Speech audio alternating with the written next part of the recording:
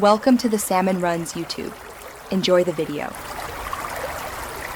You begin by assembling leads and tangible details. This saves time. First, note where Hidey was last seen and the exact time. Once done, cross-check with common routes he uses. Make sure to collect 3 identifiers: clothing, nickname, and a unique item, because matching details reduces false leads. Use your phone's map app and keep notes handy. Charge above 50% so you can follow up. Explain to others why these details matter. Precision speeds discovery and narrows search areas immediately. Once initial leads exist, contact witnesses and verify timelines. Ask open questions that reveal small but critical inconsistencies.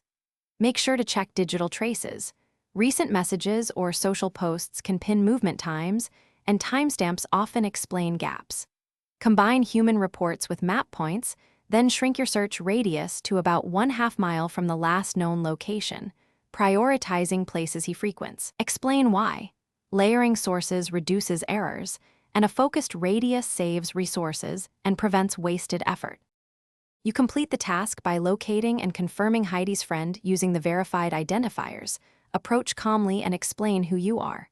Once found, confirm identity before further steps, because safety and accuracy matter. If you don't find them, re-interview contacts and expand the search to 2 miles while reviewing digital timestamps again. Make sure to reset assumptions if leads stall. Re-evaluating timelines often uncovers overlooked moments.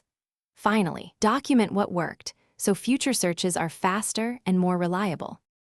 Thanks for watching. Consider subscribing if we helped you.